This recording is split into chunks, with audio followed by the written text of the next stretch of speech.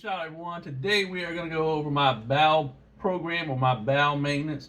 Amal's going to walk you through step by step on how I actually go through the process of having a bowel movement bowel program. She's going to show you all the steps, everything that is involved with it, and what I actually use during my bowel program. Okay, so we are going to pretend that it's morning time, that's the time we normally do it. We do his bowel program on Monday, Wednesday, and Friday. Yep. And we usually start around 6 o'clock. And what we do is we get up, we go ahead and do his morning routine, like capping, pushing his feet, all those things. And once we do that, then we get ready to turn him over and do his bowel program. He does his bowel program in the bed. And a lot of people I have noticed do it on a shower chair. But for Heath, that's how they trained you in his rehabilitation place. Yep. And so that's how we just always done it. We change our sheets once a week all the time and stuff. So, and you'll see that it's not as messy as what you probably thinking when you say, oh my God, he's doing it in the bed. But you will find that some people do the bowel program in the bed, and you always want to lean them over on their left side. Yep. Okay, so are you ready to do it? Yep. So what we do is we take his night bag and we go ahead and we flip it over to this side. And that's why I put the extension tube on it. So you kind of see that, it goes over along, because of course we sleep in a normal bed. So, that's the reason. So I'm going to leave him fully dressed because, again, like I said in previous video, we don't feel comfortable showing nudity or even blurring it out. So we're just going to kind of go through the motions so you can get the feel of how we do the bowel program. This is what you're going to need for the bowel program. You can never do the bowel, because we do a digital stimulation. You cannot do it without gloves because you want to be sanitary and you just don't want them on your you don't want it on your hands. And then the paper towels we tear apart. I'll show you how we do it. We tear them apart and we put them up under him after we lay these pads. And then we use the lubricating jelly. We dip our hand in it and go up in him and do digital stimulation. And then we insert the suppository. And the towel is for when he sweats. And then these are to make sure that everything is like no pressure between his legs and all, because we do it in the bed. And that's it. Let's jump into how we prep him. Now, I am not going to be doing this with him naked. So he's just going to have his clothes on. And you will see like the gist of how we actually do his bowel program. And we do this on Monday, Wednesday, and Friday, 3 times a week. So here is the paper towels. When you get ready to tear them off, this is what you're going to do. And you want to kind of try them because I'm just funny, want to make the stack just as neat as you can make it. And then it should look like this. You got a whole stack. And so if you don't use them all, you can use them again the next time. So, Ollie, you got to move, Bubba. I don't know why I have to come over here. Come on, go. Go. Yeah, go up there. All right, thank you. Okay, so this is how we take and flip Heath over. Just like that. So then you're gonna kind of like you're hugging him. You're gonna kind of scrunch up like that and pull him back towards this way. And then we take his, grab him like kind of hugging him, and we pull him back like this. And then we take his pillow and put him like this. And then the towel I showed, he sweats during his bowel program. We will explain that in the video after a while. So he kind of covers his head up so it like soaks up the sweat and he's not drenching all over the bed or anything. Okay, so now you see that Heath is laying like this. So what we're gonna do is we're gonna get the pillows. So we always take this pillow, and what we're gonna do is I kind of fold it like that, so you know all that's not in there. And then I'm gonna lift his leg up and put it in between his knees like this. So we take this pillow and we stuff it behind his back because he kind of falls over. He doesn't have control, so if he falls over, then you're gonna have a whole mess. So then we take this pillow and we put this pillow between his legs, just like so. Are you comfortable? Yes. Okay. So you want to make sure he's comfortable. And so now I'm going to take one of these pads. And what I do is I fold it in half. And I put it like this. Just like that. And then I'm going to take another pad. I don't know how well you can see it. So I take the pad and I fold it in half again, and then I stuff it like this. So it's going to look like this. These, I grab about a stack of these like this, and what I'm going to do is I kind of fold them like this, but I tuck it up under his butt. So when the poo comes out, it comes out onto paper towel. And so you'll take like, a lot of times what I'll do, well, I got gloves on, so I'll take like 2 and just grab it and throw it in the tray. This is the beginning process. So I'm going to go ahead and take and open this up. And I just lay it right over here. Kind of lay it to the side. That way you can see it. So this is what the setup kind of looks like. So what I do is I take these paper towels, I take 2 of them and I fold it in half. And so what I'm going to do is I'm going to open the KY.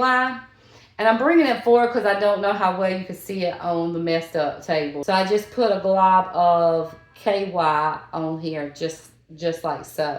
So this is what it looks like when I leave the stuff out, because you want to keep these because you're going to still keep constantly, probably once you use all these, because like I say, I do 2 at a time. And once it gets thinned down pretty, you know, low, I'll refill it, replenish it and everything. But yeah, you have your KY, and then you have your paper towels and your gloves sitting right here. And then, of course, some more KY in case you need it. So I'm going to pretend like we're doing the bowel program. So what I do is take this magic bullet and I kind of just let it fall down onto the pad. And usually at the start, I use 1 glove because all we're going to do is just basically go in. So we're going to take, I'm going to move this in front. We're going to take this, dip our finger in the KY. And then we're going to just go in here like this, and we're going to check him. And if there's nothing in there, if there's anything in there, we're going to kind of like pull it, kind of get it out with just our finger. And if there's nothing in there, usually we wait, and you'll see his butt kind of like, it'll close back up. And then you take the suppository and you just insert it with this finger. I'm not shooting anybody to bird, but you mostly use your middle finger because it's the longest finger. And so I have to sometimes use 2 fingers because I have very short fingers. So what I do is I will insert this finger, the wetted. Well, in the beginning, I wet both of them. So I insert this finger and then I work that finger in. And then you kind of go, so this is like his rectum. So you're going to go in like this, and then I work this finger in, and you're going to go around in a circular motion, sort of like you're stirring Kool-Aid, but with your fingers. And you're stimulating him. And so that helps. it helps cause the muscles to work like he said. So then after that, like I said, you put the suppository in. And then what we will do is we will take and cover him up with this pad. That way when we put the covers over him, he is not, if there is anything that happens like poo or whatever, what we do is it protects the sheets from getting any on it. And this is pretty sanitized. We pretty much don't have any issues as far as like, so we don't have issues as far as messing the bed up or anything like that because everything's coming down onto the paper towel. And so, yeah, that's how we do his bowel program. And like I say, we usually wait about an hour. And then after an hour, we check him. And if there's any in there, like I say, you're going to go in there like this, and your finger's going to kind of catch it. You never bend your finger like that, but you kind of slightly, and it just pulls it out like that, and it'll drop out onto the paper towel just like that. And so, like I say, we'll take the paper towel. I'll show you. Say we'll just pretend the suppository, even though you probably can't see it because it's white. We'll pretend that it's poo. And that's when I usually wear 2 gloves the first 3 or 4 times I check him, depending on if it clears up or anything. And I'll take the suppository and I'll just grab it like that and just throw it in the trash can because the trash can is usually like right here. And that is it for his bowel program. So this is Heath. How do you feel? And then this is Ollie. Ollie sleeps and gives daddy support. But yeah, this is how he does it. And he sweats because... So I don't normally sweat. Like, for example, if I was to get hot, I don't sweat. But because I'm having to do a bowel program, my body reacts to that. And it's a mild form of autonomic dysreflexia, which basically causes my blood pressure to rise. A severe case of autonomic dysreflexia could actually potentially kill me because my blood pressure would rise extremely high, and it could cause me to have a stroke or a heart attack or anything like that. And one of the signs of autonomic dysreflexia is sweating, and this occurs like if I have to urinate really bad, or in the case of me doing my bowel program, I'll sweat. Sometimes I'll sweat pretty badly, depending on it just depends on the day, I guess. Yeah. And a lot of quads I have noticed that I have watched on YouTube and stuff, some of them do sweat. Some I haven't heard even comment on it, but there was one quad I watched that he said he sweated a lot while he did his bowel program. One thing I do want to say, though, is that anyone above about the T12 level, which is right at your pelvis bone, their bowel and bladder function is typically affected. So that's why I have to do this, because the level of my injury is like way up here. So it affects a lot of my organs and a lot of things like my bowels and stuff like that. So that is one reason why I have to do a bowel program, because you have to go to the bathroom one way or another. Yeah. And this is just what works for me. And actually, when I was in rehab, this is how they trained us how to do it.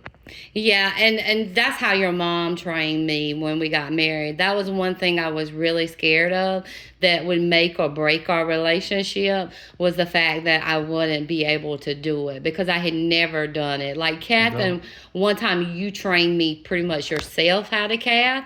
And that was, we were coming back and you started sweating and turning really red, and I had no other choice but to do it.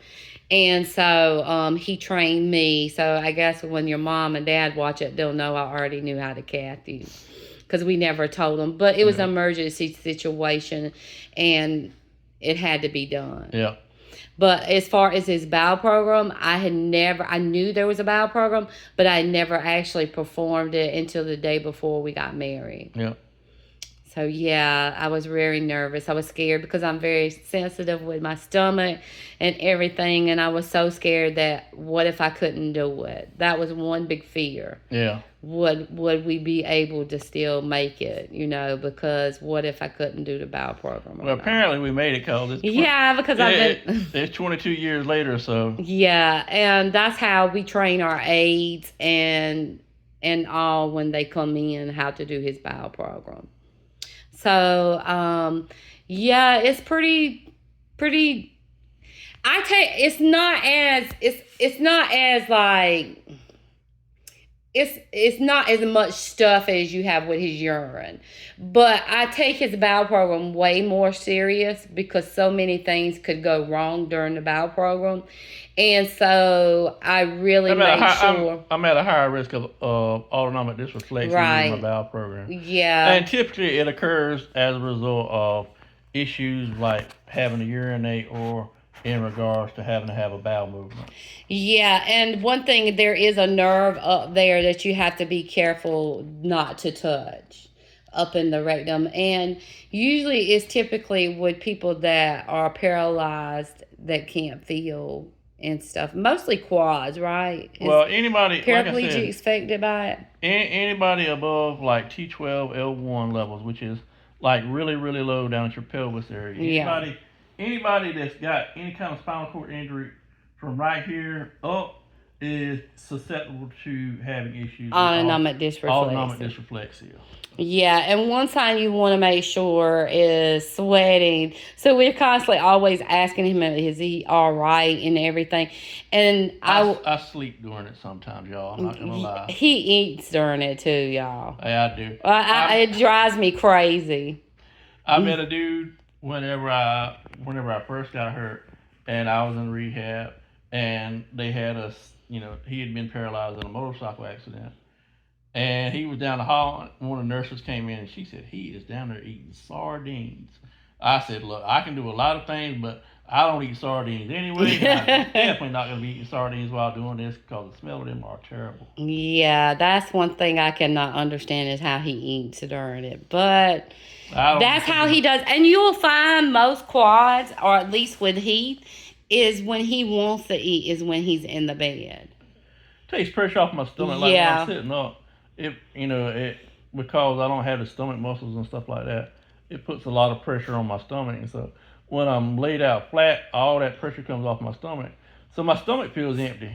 Yeah, and see, when we first got married, that was one thing that we argued about a lot, about him eating in the bed, because I don't like eating in the bed. I just think it's just not sanitary, and I've learned.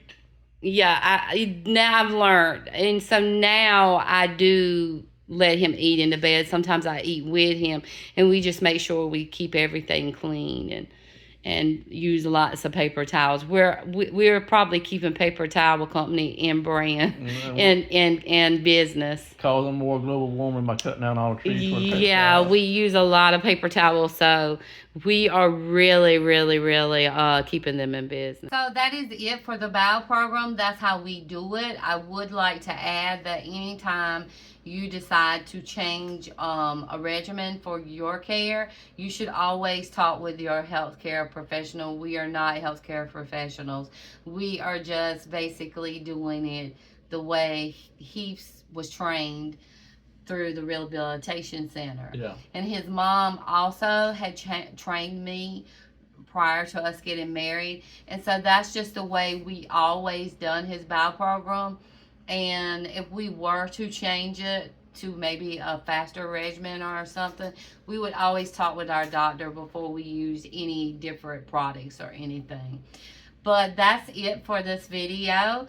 I hope that it maybe provided you some insight on how his day-to-day care goes as far as his bowel movements go and how he goes to the bathroom. I wouldn't quite say it's enjoyable, but hopefully we provided you with questions, because that is a burning question that we normally get from people. They're like, how does he go to the bathroom? You know, like pee-pee or boo-boo.